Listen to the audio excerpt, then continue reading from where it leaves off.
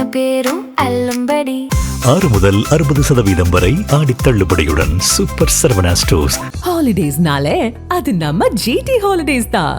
GT holidays, South India's #1 travel brand. You know you are special when you're with GT Holidays. திமுக தற்போது புதிய ஒரு திட்டத்தோடு தயாராகிட்டு இருக்கு. இதுவரைக்கும் பாஜகவோட கூட்டணி அமைக்கும், இல்லை மறுபடியும் காங்கிரஸ்கே வந்துடும் சொல்லப்பட்ட நேரத்தில் அது 3வது அணியை ரொம்பவும் பலமான ஒரு அணியை உருவாக்குறதுக்கான வேலைகளில் இறங்கியிருக்குங்கிற தகவல் காங்கிரஸுக்கு பதற்றத்தை ஏற்படுத்தியிருக்கு. அதனுடைய பின்னணி என்ன நடக்கிறது அப்படிங்கிறது குறித்து பார்ப்போம். இன்னொரு புறம் தாவேக அரசு பொறுப்பேற்ற நாள் முதல் இன்றைக்கு வரைக்கும் தொடரக்கூடிய ஒரு சர்ச்சை என்னன்னா, அந்த தமிழ்தாய் வாழ்த்து. தமிழ்தாய் வாழ்த்துக்கு உரிய முக்கியத்துவம் அந்த அரசு தர்றதில்லை, அல்லது அப்படியான ஒரு ஏற்பாடை மத்தியில் செய்யும் பொழுது ஆளுநர் தரப்பில் மேற்கொள்ளும் பொழுது அமைதி காக்குறாங்கன்னு சொல்லப்பட்ட நேரத்தில் மனோன்மணியம் பல்கலைக்கழகத்தில் இன்னைக்கு நடந்த அந்த பிரச்சனைங்கிறது மீண்டும் இந்த விஷயத்திற்கு உயிர் ஊட்டியிருக்கு. என்ன பண்ணுகிறது மத்திய அரசு, ஏன் வேடிக்கை பார்க்கிறது தமிழக அரசு அப்படிங்கிற தொடர்பாக விவாதிக்கலாம்.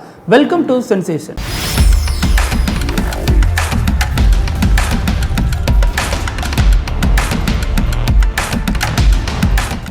வணக்கம் பிருத்திவி. வணக்கம் அழகு.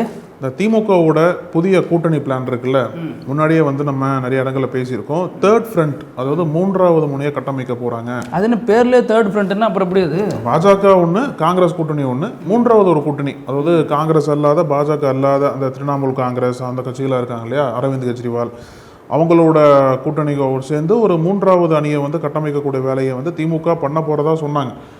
அதில் ஒரு புது அடிஷன், ஒரு புது உறவு என்ன அப்படின்னா, அதில் காக்ரோச் ஜனதா பார்ட்டி வரப்போகுதா, அதாவது 3வது அணியே காக்ரோச் ஜனதா பார்ட்டியை திமுக அணுகி அவங்களோட ஒரு கூட்டணி வைக்க போகிறாங்களா அப்படின்ற ஒரு கேள்வி எழுந்திருக்கு.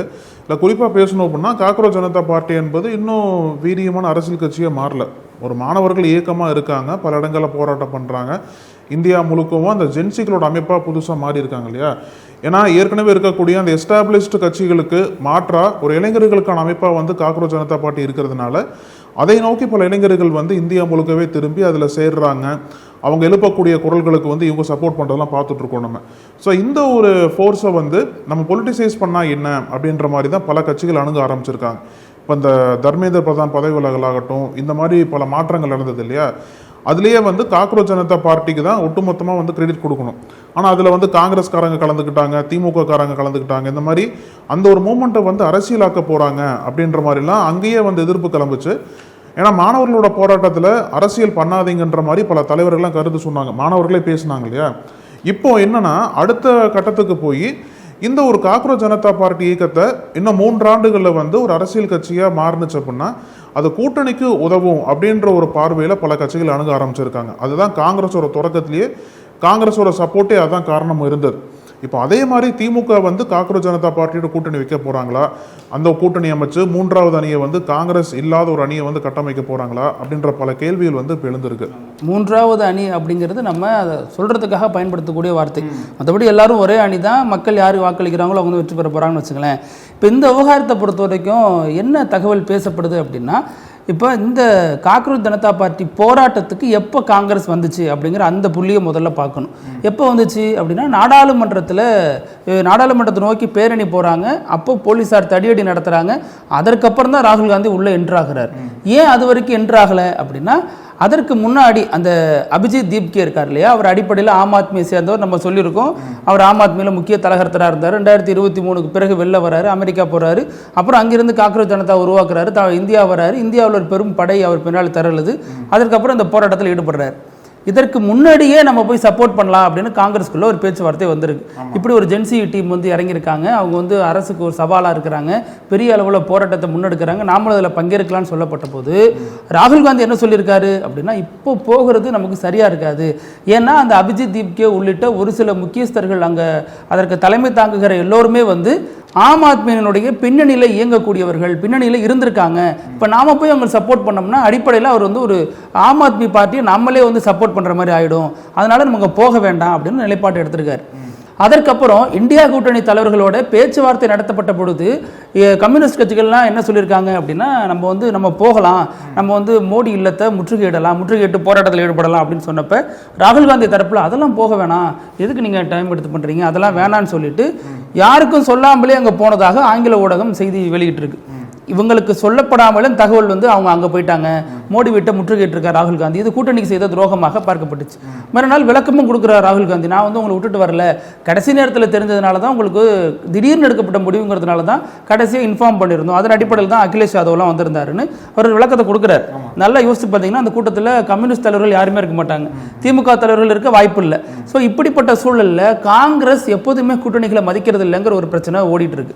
அப்போ ராகுல் காந்திக்கு இப்படி ஒரு சிந்தனை இருந்திருக்கு, வேற வழி இல்லாம தான் காங்கிரஸ் ஜனதா பார்ட்டி சப்போர்ட் பண்ணியிருக்காரு, அதை தனக்கான அரசியல் லாபமாக மாற்ற முயற்சி பண்ணியிருக்காங்க அப்படிங்கிறது ஒரு பார்வை. ஏன்னா அதற்கு முன்னாடி பார்த்தீங்கன்னா அவங்க போராட்டம் இருந்தாங்க இல்லையா, வாங்சுங் உண்ணாவிரதம்லாம் இருந்தார் இல்லையா, அப்போ எல்லாம் காங்கிரஸ் இருந்து யாருமே போலையே. நீங்க நல்லா பாத்தீங்கன்னா அப்ப ஆராசா தான் போய் ஆதரவு தெரிவிச்சார். அந்த கூட்டணியில பங்கேற்று அரசியலா மாத்துறது வேற, அந்த போராட்டத்துல பங்கேற்கிறது வேற, போராட்டத்துக்கு ஆதரவு தெரிவிக்கிறது வேற. ஆராசா போய் ஆதரவு தெரிவிச்சாரு, பேட்டி கொடுத்தாரு. அதே மாதிரி அகிலேஷ் யாதவனுடைய மனைவி டிம்பிள் யாதவ் அங்க வந்திருந்தாங்க, 2 நாளா தங்கி இருந்தாங்க, போராட்டத்தில் ஈடுபட்டாங்க. இன்னும் சில கட்சிகள்லாம் வந்திருந்தாங்க, ஆனா காங்கிரஸ் போகவே இல்லை. காங்கிரஸ் போனது இந்த போராட்டம் பிரச்சனையா வெடிச்சதுக்கு அப்புறம் தான் போறாங்க. இது ஒரு பின்னணி. இன்னொரு தரப்புல பாத்தீங்க அப்படின்னா திமுகவுக்கு ஒரு நெருக்கடியை காங்கிரஸ் உருவாக்குது. ப சிதம்பரத்திலிருந்து அங்க டெல்லியில் இருக்கிற காங்கிரஸ் தலைவர்கள் இருந்து யாருமே என்ன சொல்றாங்க, நீங்க வந்து பிஜேபியோட போயிடக்கூடாது, டீலிமிட்டேஷன் பில்லுக்கு ஆதரவு தெரிவிச்சிடக்கூடாது அப்படிங்கிற வாதத்தை தொடர்ந்து முன்னெடுத்துக்கிட்டே வந்தாங்க. அப்போ திமுக என்ன சொன்னிச்சு, நாங்கள் ஏங்க போகிறோம், போகிறதா இருந்தால் காங்கிரஸ் ஜனதா பார்ட்டிக்கு நாங்கள் ஆதரவு தெரிவிக்கிறோம், எங்களுடைய எதிர்ப்பு எப்போவுமே பாஜகவுக்கு எதிர்ப்பானது தான், அதில் நாங்கள் உறுதியாக இருக்கோம் அப்படின்னு சொன்னாங்க. நான் நாடாளுமன்றத்தில் காங்கிரஸ் கூட எங்களை உட்கார வைக்காதீங்கன்னு சொல்லிட்டு விலகவும் செஞ்சாங்க. அப்போ இந்த புள்ளியில் ஒரு அணி உருவாகுது. என்ன அணி அப்படின்னா, நீங்கள் திரிணாமுல் காங்கிரஸ், அங்கே வெஸ்ட் பெங்காலில் திரிணாமுல் காங்கிரஸ் ஒன்று இருக்காங்கிற அளவுக்கு பாஜக அந்த கட்சியை சூறையாடி இருக்கு. எம்பிக்களை தன்மையப்படுத்திட்டாங்க, எம்எல்ஏக்களை தன்மையப்படுத்திட்டாங்க, தலைவர்களை தன்மையப்படுத்திட்டாங்கன்னு மேற்கு வங்கத்தில் இது ஒரு பெரிய சிக்கல் போகுது. அப்போ அந்த மேற்கு வங்கத்தில் இருக்கக்கூடிய திரிணாமுல் காங்கிரசினுடைய தலைவருக்கு ஒரு தேவைப்படுது, மம்தா பானர்ஜிக்கு ஊன்றி நிற்கிறதுக்கு ஒரு பொறுப்பு தேவைப்படுது, ஒரு இடம் தேவைப்படுது. அது இந்த 3வது அணியாக உருவாகுது. இதில் மம்தா பானர்ஜி வராங்க. அகிலேஷ் யாதவ் வரதுக்கான வாய்ப்புகள் எங்கேருந்து வருதுன்னா, காங்கிரஸ் இப்போவே அவருக்கு நெருக்கடி கொடுக்குது, இத்தனை தொகுதிகள் கொடுங்க, திமுகவில் என்னென்ன பண்ணாங்களோ அதே மாதிரியான வேலைகளை மறுபடியும் பண்ணுறாங்க. அது மாதிரி பீகாரில் இதே மாதிரியான வேலைகளை தான் பண்ணாங்க. ஸோ அங்கிருந்தும் இப்போ திமுக தோற்ற போது என்னெல்லாம் இவங்கெல்லாம் போட்டாங்க பதிவுன்னு ஞாபகம் இருக்கும். என்றைக்குமே ஸ்டாலின் கூட நிற்கிறோம் அப்படிங்கிற மாதிரியான பதிவுகள் இவங்க போட்டாங்க. ஆனால் காங்கிரஸ் என்ன பண்ணுச்சு, உடனடியாக பனையூருக்கு ஜம்ப் ஆயிடுச்சு. அப்போ இதெல்லாம் அந்த கூட்டணி கட்சிகள் உள்வாங்கிட்டு பார்க்குறாங்க. அகிலேஷ் யாதவ், இவங்க மம்தா பானர்ஜி, இதில் அரவிந்த் கெஜ்ரிவால் வரதுக்கான வாய்ப்பு இருக்கு. ஏன்னா அவருடைய தளபதி தான் அங்கே ஒருத்தர் இப்போ இந்த பெரிய விஷயமா மாத்துறாரு. அப்போ இவங்க எல்லாம் ஒன்று சேர்றப்ப திமுகவுக்கு ஒரு லாபமாக மாறுது. திமுக பொறுத்த வரைக்கும் பிஜேபி கூட போகக்கூடாது, காங்கிரஸ் கூட போக முடியல, ஏன்னா காங்கிரஸ் துரோகம் பண்ணிட்டாங்க, வேற வழி இல்லை. ஆனாலும் எப்படி பாஜகவை எதிர்க்கிறது, அது அகில இந்திய அளவில் அப்படிங்கிறப்ப அவங்களுக்கு இருக்கக்கூடிய ஒரு சூப்பரான வாய்ப்பாக எது மாறுது அப்படின்னா சிஜேபி. அப்போ சிஜேபி இதுக்கு ஒத்துக்குதா இல்லையாங்கிறத தாண்டி எப்படியாவது அந்த அணியை நம்ம உருவாக்கிட்டோம் அப்படின்னா பாஜகவுக்கு எதிரான மனநிலைங்கிறத தாண்டியும் காங்கிரஸ்க்கு பதிலடி கொடுத்த மாதிரி இருக்கும். ஒரே கல்லில் 2 மாங்காய் அடிக்கலாம் அப்படிங்கிற ஒரு பெரிய பிளானை திமுக கையில் எடுத்திருக்கு. நீங்க சொல்ற மாதிரி அது முழு வடிவம் பெறணும், அதற்கான வேலைகள் இப்போ ஆனால் தொடங்கிட்டாங்க. அது எதை நோக்கி நகருது அப்படிங்கிறத பொறுத்து தான் இப்போ 2 கட்சிகளுமே பதட்டத்தில் இருக்கு. பிஜேபி இது எதிர்பார்த்த ஒன்று தான் அப்படின்னாலும் சிஜேபி வலுப்படுறதை பிஜேபி விரும்பல. நேற்று திருமாவளவன் கூட என்ன சொல்லியிருந்தாரு, களத்தில் எதிர்பாராத தோல்விகள் நடக்குது, திமுக அதிமுக தான் எதிரி நினைச்சிட்டு இருந்தப்ப இங்க தாவேக ஆட்சி பெற்று 2 கட்சிகளும் தோக்கடிக்குது, காங்கிரஸால மட்டும்தான் பாஜக வீழ்த்த முடியும்னு நினைச்சிட்டு இருந்த நேரத்தில் சிஜேபி இப்ப பாஜக வீழ்த்துது அப்படின்னு அந்த ஒரு புள்ளியை அவர் தொடங்கி வச்சிருக்காரு. அப்ப இந்தியா கூட்டணி அணி மாறுகிறதா அல்லது தேர்ட் ஃப்ரண்ட் பலம் பெறுகிறதா அப்படிங்கறத நோக்கி தேசிய அரசியலும் மாறுது, தமிழக அரசியலும் மாறுதுங்கிற அந்த புள்ளி தான் ரொம்ப முக்கியமான ஒரு புள்ளியா இருக்கு. இதுல குறிப்பா பிருத்திவி, இந்த காக்ரோச் ஜனதா பார்ட்டியை வந்து காங்கிரஸ்காரங்க வந்து காங்கிரஸ் ஜனதா பார்ட்டியா கட்டமைக்கிறாங்களோ அப்படின்ற ஒரு கேள்வி ஏறோடு எழுப்பப்படுது. ஏன் அப்படின்னா காங்கிரஸுக்கு வந்து இந்த மாதிரி ஜென்சி இயக்கம் வந்து தேசிய அளவில் இல்லை. இது வந்து ஒரு நல்ல வாய்ப்பாக காங்கிரஸ் கட்சியும் பார்க்குறாங்க. இப்போ இன்னொரு புறம் என்னன்னா, பாஜகவோட பாயிண்ட் என்னவா இருக்கு அப்படின்னா, நீங்கள் சொன்னீங்க இல்லையா சோனம் வாங்சுக், அவரை வந்து காங்கிரஸ் கட்சியை சேர்ந்த நபர்னு ப்ரொஜெக்ட் பண்ணுறாங்க அவங்க. ஏன்னா லடாக் பிரதேசத்தில் வந்து லடாக் அந்த யூனியன் டெரிட்டரியை மாற்றினாங்கல்ல, அதை அகைன்ஸ்டாக வந்து லடாக்ல வந்து போராட்டம் பண்ணிட்டு இருந்தார். அவருமே அந்த போராட்டத்தில் முன்னோக்கி நிறைய விஷயங்கள்லாம் பண்ணார். சோனம் வாங்சுக் வந்து அவர் தான் டெல்லியில் வந்து இந்த ஜந்தர் மந்தர் போராட்டத்தை வந்து ரொம்ப வீரியமாக மாற்றினது. சோனம் வாங்சுக்கே வந்து காங்கிரஸை சேர்ந்த நபர் தான் அப்படின்ற ஒரு ப்ரொஜெக்ஷனை வந்து பாஜக வந்து பில்டப் பண்ண ஆரம்பிக்கிறாங்க. சோனம் வாங்சுக்கு இது தெரியாமல் பார்த்துக்கிறாங்க, அவருக்கு தெரியாது, ஆனால் இவங்க பேசிட்டு இருக்காங்க. ஆமாம், அது ஒரு பக்கம். இப்போ இன்னொரு பக்கம் வந்து இன்னைக்கு காக்ரோச் ஜனதா பார்ட்டி என்ன சொல்லியிருக்காங்க அப்படின்னா, நாங்கள் மீண்டும் வந்து ஜந்தர் மந்தர் வரப்போகிறோம், எங்களை அப்படி மாற்றிடாதீங்க, இன்னைக்கு நீங்கள் கொடுத்த அசூரன்ஸை வந்து காப்பாற்றிடுங்க, இல்லை அப்படின்னா மறுபடியும் போராட்டம் தொடங்கும் அப்படின்ற மாதிரி ஒரு எச்சரிக்கை கொடுத்துருக்காங்க. என்ன அப்படின்னா, மத்திய அரசாங்கத்தில் பேசினாங்கல்ல, அந்த 3 நாள் தொடர்ந்து பேச்சுவார்த்தை முடிஞ்சதுக்கப்புறம் என்ன கொடுத்தாங்க அப்படின்னா, காக்ரோச் ஜனதா பார்ட்டி வைத்த கோரிக்கைகள் அனைத்தையும் மத்திய அரசு ஏற்றுட்டு தான் சொன்னாங்க. அதுக்கப்புறம் தான் இவங்க போராட்டத்தை வாபஸ் வாங்குறாங்க. அதில் குறிப்பாக என்ன அப்படின்னா, இந்தியா முழுக்கவே பல வழக்குகள் போட்டிருப்பாங்கல்ல இளைஞர்கள் மீதும் மாணவர்கள் மீதும், அந்த மாதிரி வழக்குகள் இன்னும் வந்து வாபஸ் வாங்கப்படலை. இப்போ பீகார், அசாம் போன்ற மாநிலங்களில் வந்து, டெல்லி போன்ற மாநிலங்களில் வந்து எங்கள் மேலே போட்ட வழக்குகளை இன்னும் வாபஸ் வாங்கப்படலை, எஃப்ஐஆர்லாம் அப்படியே இருக்குது. மத்திய அரசாங்கம் வந்து அவங்க கொடுத்த வாக்குறுதியின்படி இன்னைக்கு வந்து எழுத்துப்பூர்வமாக அவங்க வாக்குறுதியை கொடுக்கல, வழக்குகளை வாபஸ் வாங்கலை அப்படின்னா மீண்டும் உடனே வந்து நாங்கள் ஒன்று திரண்டு ஜந்தர் மந்தரில் போராட்டத்தை மீண்டும் ஆரம்பிப்போம் அப்படின்ற மாதிரி ஒரு எச்சரிக்கையை வந்து கொடுத்துருக்காங்க. ஸோ இன்னைக்கு உள்ள அந்த எழுத்துப்பூர்வமான ஒரு வாக்குறுதியை வந்து மத்திய அரசாங்கம் கொடுப்பாங்களா, இல்லை மீண்டும் இந்த இளைஞர்கள்லாம் மொபிலைஸ் ஆகி மீண்டும் ஒரு போராட்டத்தை முன்னெடுத்து கொண்டு போறாங்களா அப்படின்றது வந்து பொறுத்து தான். இப்போ சுப்ரீம் கோர்ட் கூட சொல்லியிருக்காங்க, அவங்க சிறையில் இருக்கிறவங்களெல்லாம் விடுதலை பண்ணணும், அந்த வீடியோ எல்லாம் பார்த்துருக்காங்க, அதில் கரண்ட் ஷாக் எடுத்துருக்காங்களா. ஆமாம், இப்போ பார்க்க நேரம் கிடச்சிருக்கு. இதுக்கு முன்னாடி சுப்ரீம் கோர்ட் என்ன சொன்னிச்சு, அதெல்லாம் பார்க்க நேரம் இல்லை அப்படின்னாங்க.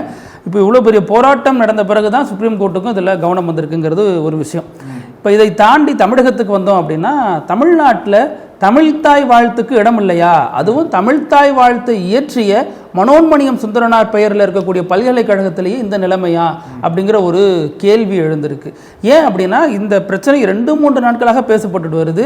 மனோன்மணியம் சுந்தரனார் பல்கலைக்கழகத்தில் தமிழ்தாய்க்கு 3வது இடம் தர்றதாக அதனுடைய துணைவேந்தர் சொல்லியிருந்தார் பல்கலைக்கழக பட்டமளிப்பு விழாவில்.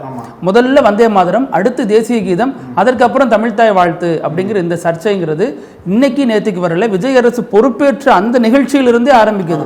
அந்த நிகழ்ச்சியிலே 3வது தமிழ்தாய் வாழ்த்தாங்கிறப்ப இவங்க ஆகா ஓகோன்னு கொந்தளிச்சாங்க தாவேக்காவினர். அதை எப்படி விடுவோம் நாங்க, அது வந்து ஆளுநர் நிகழ்ச்சி, அதனால அப்படி ஆயிடுச்சு, இனிமே அப்படி நடக்காம பார்த்துக்கிறோம் அப்படின்னு சொன்னாங்க. மறுபடியும் அதே மாதிரி நடந்துச்சு.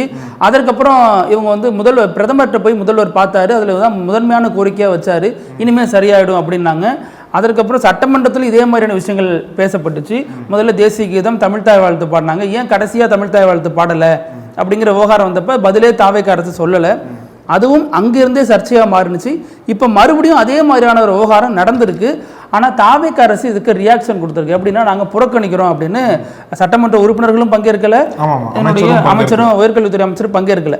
இவங்க புறக்கணிக்கிறோம்னு சொல்றாங்க. இந்த தரப்புல துணைவேந்தர் சந்திரசேகர் என்ன சொல்றாருன்னா, நிர்வாக ரீதியான காரணங்களால அமைச்சர் பங்கேற்கல அப்படின்னு அவர் சொல்றாரு.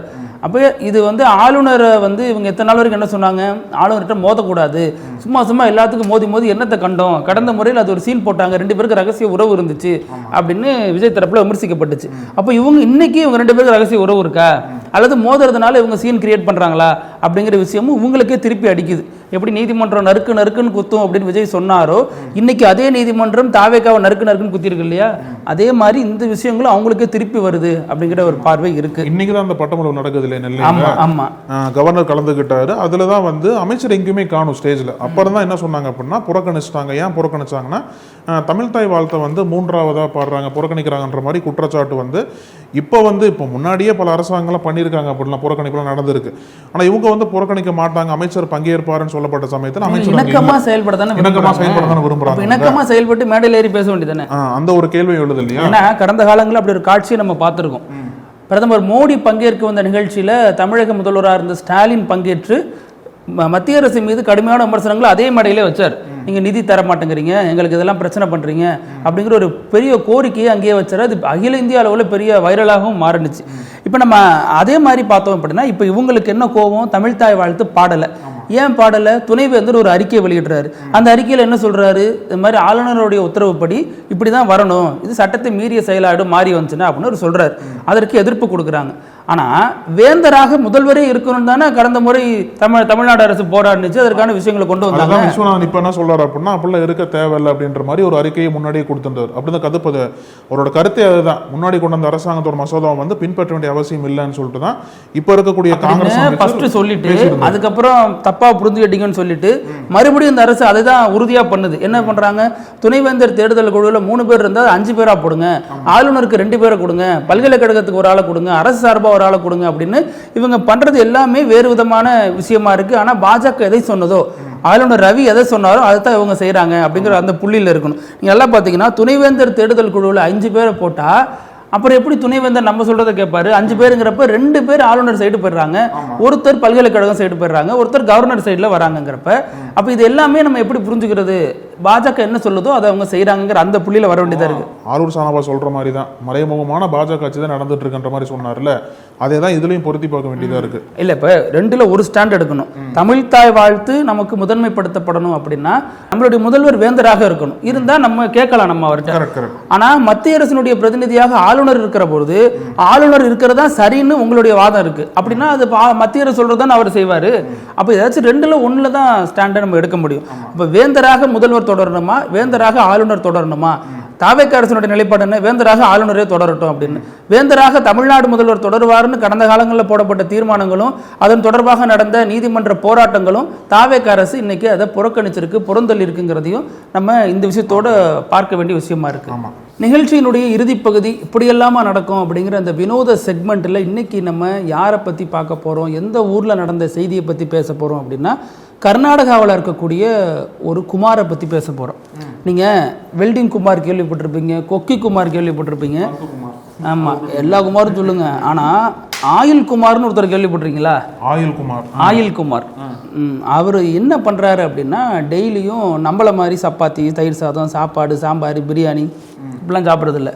என்ன பண்ணுறாருன்னா 7 to 8 லிட்டர் ஆயில் குடிக்கிறார்.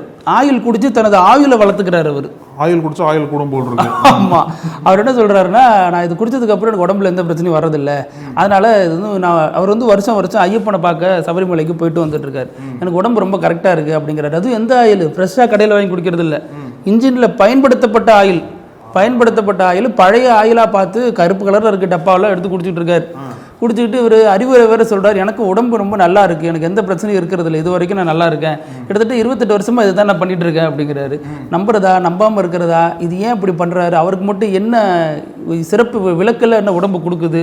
ஏன்னா மருத்துவர்கள் என்ன சொல்கிறாங்கன்னா அது குடிக்கிறதுனால ரொம்ப பெரிய ஆபத்து, கேன்சர்லேருந்து பல விஷயங்கள் வரும், நுரையீரல், கல்லீரல்னு என்னென்ன இல்லுலாம் இருக்கோ எல்லாமே போயிடும் உடம்புல, நரம்பு மண்டலங்கள் பாதிக்கப்படும், சாதாரண மனிதர்கள் இதை அருந்தவே கூடாது, இது யாரும் செஞ்சு பார்க்காதீங்க அப்படின்னு மருத்துவர்களுடைய பரிந்துரையா இருக்கு. இவர் உண்மையிலேயே அதை பண்றாரா அல்லது நம்மகிட்ட வீடியோ சந்திக்கிறப்ப, செய்தியாளர் சந்திக்கிறப்ப பண்ணிடுறாரா அப்படிங்கிறது இன்னும் புரியாத புதிராக இருக்கு. ஆனால் ஊடகங்கள் இது பெரிய அளவில் செய்தியாக்குறாங்க, அடிக்கடி இந்த செய்திகள் அடிபடும். இப்போ மீண்டும் அது வைரலாக பேசப்படுது. ஆனாலும் இதனுடைய உண்மைத்தன்மை என்னங்கிறது தெரிஞ்சுக்கணும். மக்கள் இதை யாரும் பயன்படுத்தக்கூடாது, இப்படி ஒரு முயற்சியை பண்ண வேணாம் அப்படிங்கிறது மருத்துவர்கள் சார்பாக சொல்லக்கூடிய விஷயமா இருக்கு. ஆனாலும் அவர் சொல்றது வினோதமா இருக்கு கேட்கிறப்ப. பசிச்சா பண்ணு வாங்கி சாப்பிடு, டீ வாங்கி சாப்பிடுன்னு அவர் டீ எல்லாம் குடிப்பங்கிறாரு, டீ காஃபி குடிப்பாங்க. படத்துல பாப்போம்ல, டியூப் லைட் சாப்பிடுவாங்க, தொட்டுக்கு உடைச்சு சாப்பிடுவாங்க. அப்ப அந்த மாதிரி மனிதர்கள் நிறைய பேர் இருக்காங்க. இருந்தாலும் இது ஒரு பரிந்துரைக்கப்படாத விஷயம். இப்படி ஒரு வினோதமான செய்தியை நம்ம இதை பார்க்குறோம், பேசுவோம். இதே மாதிரி நாளைக்கும் பல செய்திகளோடு சந்திக்கலாம். அழகு, நன்றி. தொடர்ந்து பேசலாம். பத்தி நன்றி. நக்கீரன் டிவிக்கு சப்ஸ்கிரைப் செய்யுங்கள். உங்கள் ஆதரவே எங்கள் பலம். ஆசிரியர்களுக்கு நண்பனாகவும் மாணவர்களுக்கு ஆசானாகவும் திகழும் தேர்வு வழிகாட்டி. ஒவ்வொரு பாடத்திற்கும் அனுபவமிக்க ஆசிரியர்களின் துல்லியமான தெளிவான விடைகள். CNC இருக்கு, தேர்வு பயம் எதற்கு? இது தீரன் பப்ளிஷிங் ஹவுஸ் விற்பனை வெளியீடு.